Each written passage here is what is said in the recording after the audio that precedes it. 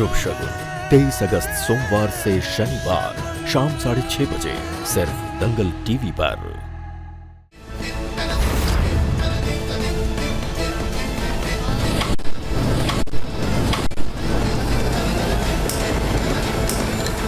ये क्या कर रही हो तुम? ये सच नहीं, बस मुझे नीचा दिखाने के लिए तुम्हारी एक चाल है।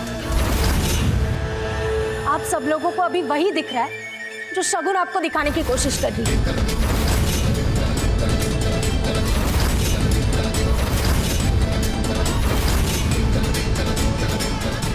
पर मेरा यकीन कीजिए, ये सब झूठ है। तुम क्या कहना चाह रही हो?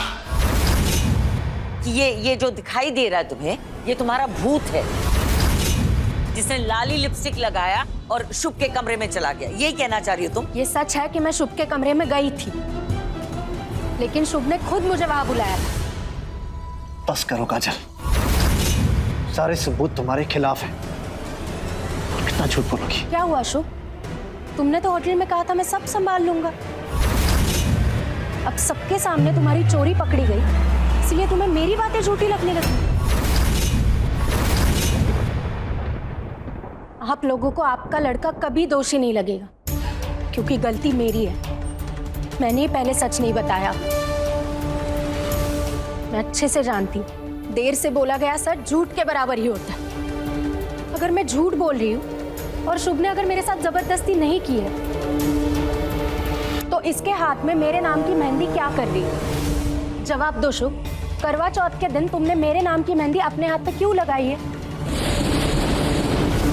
मैं सबको पहले ही बता चुका हूँ और सब जानते हैं। ये मेहंदी तुमने खुद अपने हाथों से मेरे हाथों पे लगाई है। मैंने तुम्हारे हाथ पे मेहंदी लगाई और तुमने लगवा ली। उस वक्त मैं सो रहा था, मैं गहरी नींद में था, मुझे पता नहीं चला। तुम इतना बेहोशी में सोते हो कि मैंने आके तुम्हें मेहंदी लगाई और तुम्हें होश भी नहीं आया। तुम चाहे सच छुपाने की कितनी भी कोशिश करो, लेकिन वो एक ना एक दिन बाहर आ ही जाएगा, क्योंकि वो खुद ही अपना वकील होता है। सबको जवाब दो ना शुभ। जब मैंने आके तुम्हारे हाथ पे मेहंदी लगाई तो तुम्हारी नींद क्यों नहीं खुली? तुम्हारे पति के पास इसका कोई जवाब नहीं। अभी भी तुम्हें मैं ही गलत लग रही हूँ शगुन? इसका जवाब हमारे पास है। आप लोग 1 मिनट रुकिए।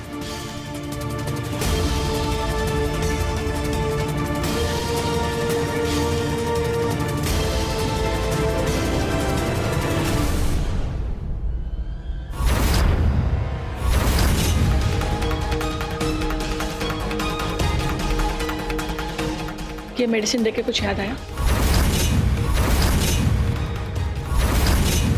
इसे मुझे दे दो।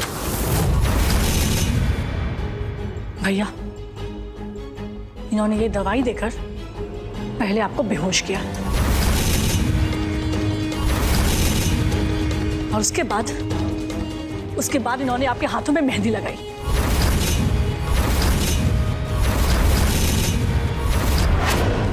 क्या सबूत है तुम्हारे पास कि ये दवा मेरी है? जहां से आपने दवाई ली थी ना, उसका रसीद भी है मेरे पास। ये देखिए।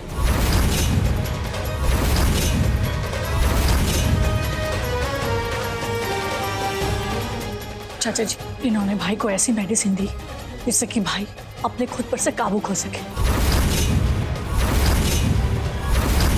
बकवास बंद करो अपनी।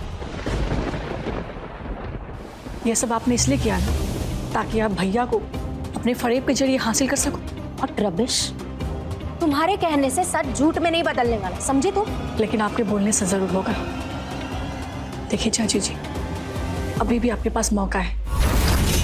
अपने मुंह से सबके सामने सच सच बता दीजिए, वरना इस दलदल में ना और भी फंसती जाएंगी। नहीं, ये बिल्कुल सच नहीं है। अगर मुझे शुभ को हासिल करना होता तो मैं उसे 5 साल पहले ही हासिल कर चुकी हूँ।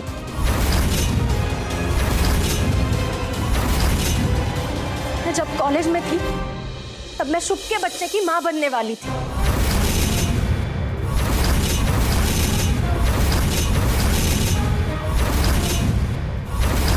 अगर मुझे उसे हासिल करना होता तो मैं उसी वक्त उसके साथ शादी कर लेती, लेकिन मैंने अपना बच्चा अबॉर्ट कर दिया, क्योंकि मैं इस फटीचर के साथ कभी अपनी जिंदगी गुजारना नहीं चाहती थी। अगर मुझे तुम्हारा भाई चाहिए होता ना तो मैं अपना बच्चा गिराकर उसे छोड़ती नहीं। हमेशा से अपने जिंदगी में कोई ऐसा इंसान चाहती थी जो मेरे सपनों को और मेरे ख्वाहिशों को पूरा कर सके, ना कि इसके जैसा फटीचर जिसके पास मेरे लिए अंगूठी खरीदने के भी पैसे नहीं हुआ करते। मुझे संभालना इसके बस की कभी थी ही नहीं।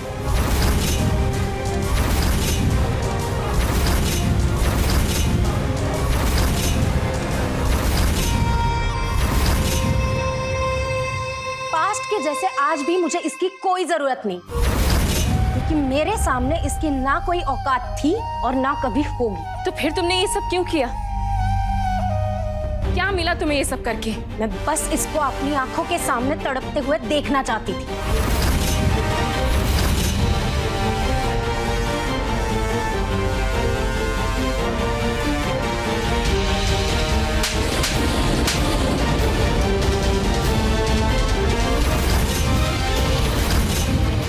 सही किया। प्यार, मोहब्बत, शादी, रिश्ते, इन सब चीजों को जरिया बनाया अपनी अय्याशी का तुमने। हाँ, तुम मुझे लूटती रही, अपनी जरूरतें पूरी करती रही, और मैं ये समझता रहा कि तुम्हारा ये प्यार है। चुप, बिल्कुल चुप। कितनी लालची लड़की हो तुम। प्लीज मेरी बात सुन। तुम्हें मैं खुश देखना चाहता था हमेशा, क्योंकि मैं तुमसे प्यार करता था। तुम्हारी नजर में सिर्फ मैं एक पैसे का पेड़ था, पति नहीं, एक आम आदमी जिसको तुम इस्तेमाल कर रही थी, फायदा उठा रही थी।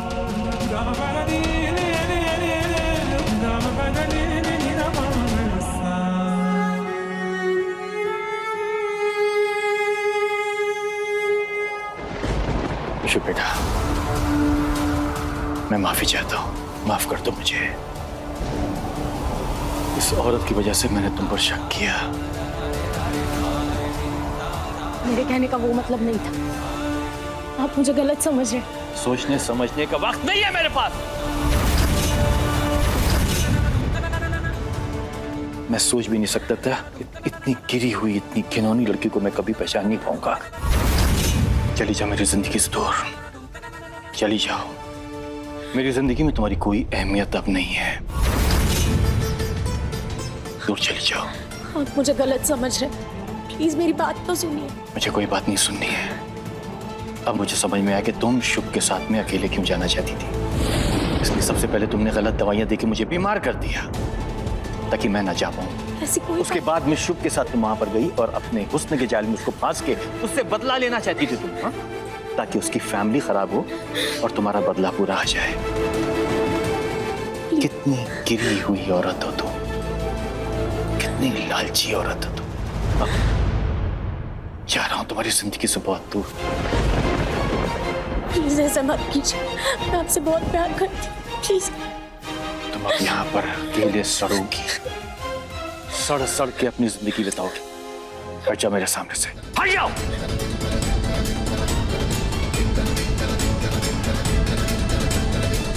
देखा आज कैसे तुम्हारे एक झूठ की वजह से और तुम्हारी खराब नीयत की वजह से तुम्हारा सब कुछ छिन गया।